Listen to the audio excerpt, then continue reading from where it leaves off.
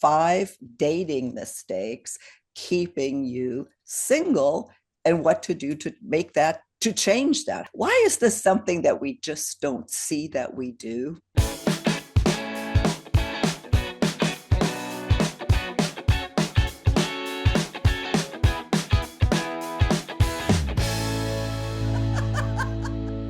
Thank you so much for joining us again on Second Act TV. Once again, I want to welcome back Sandy Weiner, the dating coach, relationship expert, the author of Choice Points in Dating, sitting right there, and your brand new book, Love at Last. I almost have it. I just ordered it, Sandy. Thanks so much for being here again. Oh, so excited to be with you, Silka. Well, we have another good topic today, something that's certainly pertinent to our demographic. That's the five dating mistakes keeping you single and what to do to make that, to change that, how to turn that around so we stop making mistakes that we've probably grown accustomed to making. Why is this something that we just don't see that we do? I think there's so much of what we do that's invisible to us. I think in general, I was just listening to a little video this morning about how 95% or something like that of all people think they're really self-aware. And they're really not. And so we think we know what we're doing, and then we wonder, like, why are we not having good luck in the dating world? And so much of it is just shining a light on those mistakes and giving people the information they need so that they can change. And sometimes it's just a little tweak. Right. And it's always amazing in these segments that it's like, aha, we should know this. This is so obvious. So let's talk about the five mistakes that could be keeping you single. Number one, here you have putting too much pressure on the outcome. Yeah, when I first started dating after my divorce, I remember that every time I went on a date, I would hope that he would be the one. I would hope that this would be the relationship that will get me my next husband, because that's what I wanted in those days, which I don't think I want one of those anymore. But just hoping that this is going to work out and this is going to become a relationship. And we put so much pressure that we're constantly unhappy, disappointed, and we can also just be so full of anxiety because we're putting so much pressure on this person. And it can lead to desperation. It can push away your date. It can make you unhappy. It's just a lot of bad things happen when we focus on this having to be something other than meeting somebody. I know one thing I did, I would convince myself this was the right person. Like if there was even a few things that made sense, like, oh my God, this is it, this is the universe, he showed up. Yeah. I mean, I really, a couple of times I thought that, and I even told the guy that. I never saw him again, but that's mistake number six. um, but yeah, I think that's the fill in the blank syndrome. I think where we're like, we take those three things that we connected on and we fill in the rest of the story of that person has to be the right person because they have this, and this. And we don't know them. We don't really know them at all.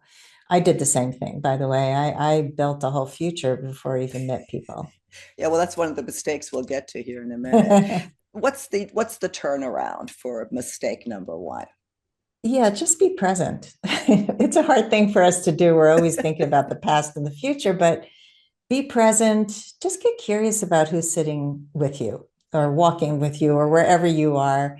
Whatever the outcome, it's going to be fine, right? So it's not a waste of time to meet people. I mean, you should be vetting people before you meet them. But if you have had a phone call or exchanged a few texts, just be open to what happens. Be open to a connection. Well, if you're doing that, apparently it's very common. Yeah, get the awareness, and maybe that'll help you not sabotage a potential great relationship. Number two here, Sandy, you just brought it up as well, ignoring the red flags, not looking for them, making sure they're there, but ignoring them. Well, certainly if we think somebody's good looking and has a few of those must-haves, like you were just talking about, Mhm. then we think, oh, well, they're just, this little thing that happened, I'm just going to ignore it. It's not that important. And it is. And so some things that people tend to ignore are somebody who's just always focused on being a victim, like tells that victim story of what happened in their Mhm. divorce and how their ex completely wiped them out financially. And then the wait staff stuff, like if somebody is unkind to the wait staff, it's Yes. such a big red flag. And so many people in my group will say, I don't know, do you think this is a red flag? Because they're already sleeping with them or whatever it is, and they're Mhm. just trying to make this thing work. But these are big red Yeah. flags. Well, and you say here that, especially be aware of this if you have a physical connection. Again, that makes so much sense. If you do feel that chemistry, that clouds your judgment so Yeah. much that you go on and make mistakes that are potentially sabotaging. Right. And so often also we just focus on whether we're going to be chosen, whether that person will be attracted to us. So we don't want to bring anything up that might ruin the relationship.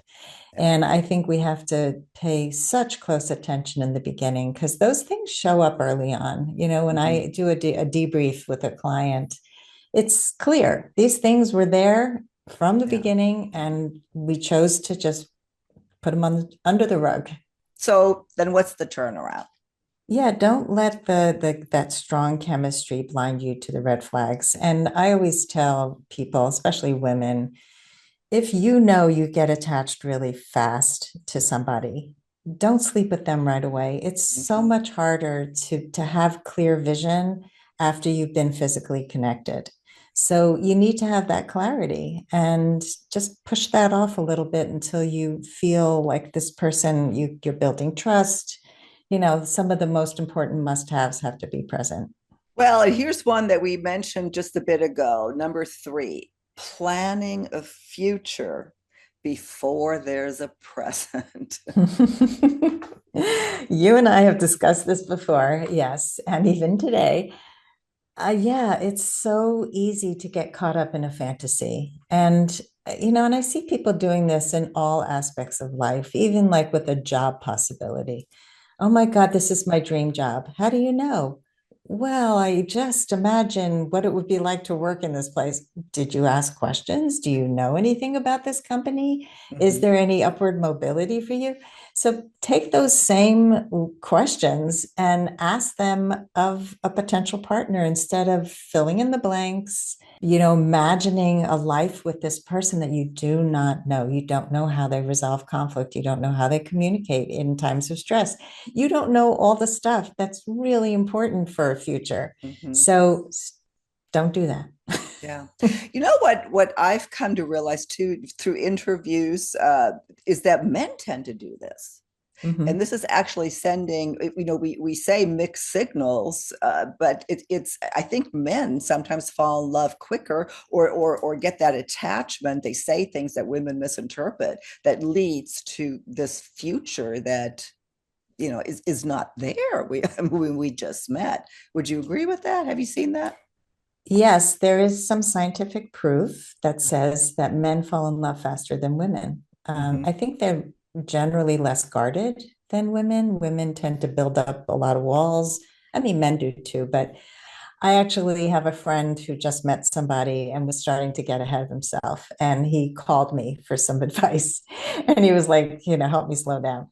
So, yes, it does happen, especially if there's been a lack of connection Mm-hmm. for a long time. I think we Yeah. all are prone to like seeing that one little connection point Yeah, and and making it bigger. getting our hopes up. Exactly, exactly. Mhm. So then the turnaround for planning a future way too early. Yeah, step by step, like allow the relationship to unfold Mhm. and progress as slowly as you need it to.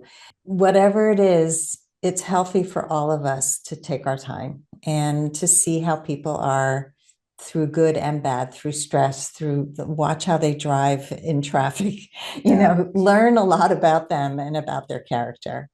yeah. See him at a bad time or on a bad day. So you Yeah, you see the whole package and not just Mhm. 50% or so. Well, number four, Exactly. then, being too picky about the wrong things. Yeah, so we tend to be picky about someone's education, their height, their weight, their hair color, their eye color, the fact that they own a home or not. These are not indications of someone's character. Mm-hmm. We tend to overlook somebody's personality, somebody's character, somebody's character traits that make them an incompatible partner. Mm-hmm. And so that's something that I see so often. People come to me with a list of must-haves, and they're nice to have, but they're not going to make or break a relationship. And we've talked about this so often that sometimes I feel like, this is redundant, but it's not. One, do you have new people tuning in? And like you said, this happens all the time. We have these unrealistic expectations that absolutely set us up for failure or potentially sabotaging what, again, might have been a good relationship. So what's the turnaround there? Well, first of all, I think we need to look underneath why we think those are requirements. So let's Mm-hmm. take height, for example. So a lot of women, this is one of the most common things. He has to be Mm-hmm. 6 feet tall or taller, which limits you to what, 3% of all men. I don't know. I'm sure the number's a little higher than that. But the point is, why is that important to you? So that's the Mm-hmm. kind of question I would ask a client. Why is that important? Well, I feel protected. I feel better about myself when I'm with somebody who's bigger than I am. Okay. And so you go a little deeper. Or why does he have to have or she have to have like a PhD or an Ivy League education? Oh, because I want to have great conversations with that person. Great. So do they really need to have a PhD for you to have interesting conversations? What else could they have? And so I think we need to focus on the character, not the Mm-hmm. charisma or the things that the society says that we need, Mm-hmm. and figure out what it is that really is going to make you have a great relationship. Mm-hmm. It's interesting also about the height because full disclosure, when I first started dating, I mean that was kind of I was looking for that since the height they have it in there, it's like 6 feet or over, and that would have eliminated Paul. He's 5'10". Oh, he's so short. Well, it's a dumb requirement. It really is, like I'm the perfect example of someone who needs these videos. And it just makes so much sense if you just start thinking about it. Like you said, go deeper. Why is this important? Because we let a lot of good people go. And it goes both ways, by the way. It's not just women that do this. Men do For this sure. just as much. Yeah, and it's same thing with age. I think we have all of these biases or the whole thing about a person owning a home. I mean, I've talked to clients who say that's a requirement. Mm-hmm. Why? Because it feels like they're secure, they're financially Mm-hmm. secure. Yeah. Really? I mean, how do you know that? And Right. what other ways would you know?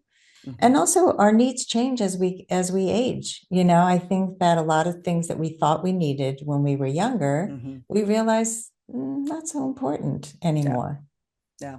Well, and then finally here, mistake number five is neglecting your own needs. Boy, I again can certainly identify with that. Yeah. So this is something I see almost every time somebody comes to me Mm-hmm. to get support is that they haven't spoken up about what was important to them. They have Mm-hmm. made everything about the other person Yeah. and they've neglected the things that are important to them. And so, oh, it's too needy for me to speak up so soon or to Mm-hmm. ask for what I want. And when it comes to, I'm looking for a long term relationship, like a, Mm-hmm. a sentence like that should be stated upfront. Mm-hmm. What are you looking for? So Mm-hmm. many people don't realize that the other person is dating a lot of other people. They've made assumptions because they're seeing them regularly that the other person is monogamous, and it's not Mm-hmm. true. Mm-hmm. And so, unless you bring those things up and say, this is what I'm looking for, or no sex before monogamy, or whatever it is, you're going to be anxious. You're not going to Mm-hmm. feel good about yourself. And then it Mm-hmm. becomes harder and harder to have that conversation. again, just the fine line of, between being demanding, and just being assertive, or like you said, just putting it on the table what you really want.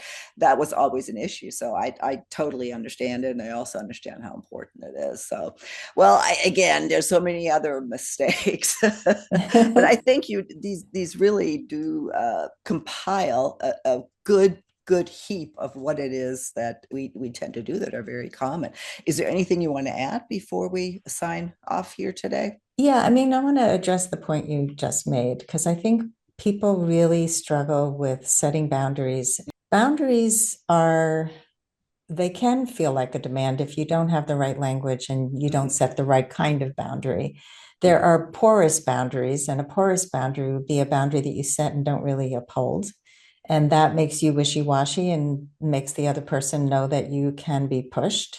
But a healthy boundary is, this is important to me.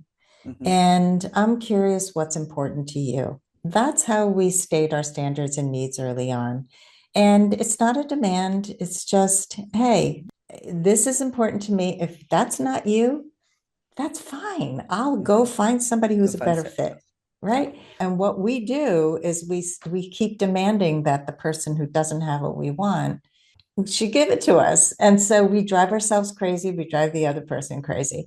There's so many more mistakes, yeah, as you mentioned, but these five, I think, are very sometimes not so obvious to people. And that's why I wanted to talk about them.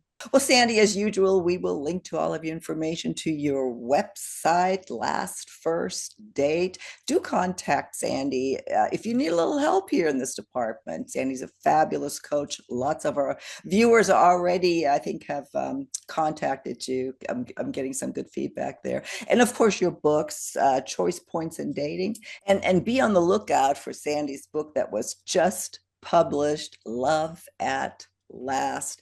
And Sandy, I look forward to another conversation with you soon on Second Act TV.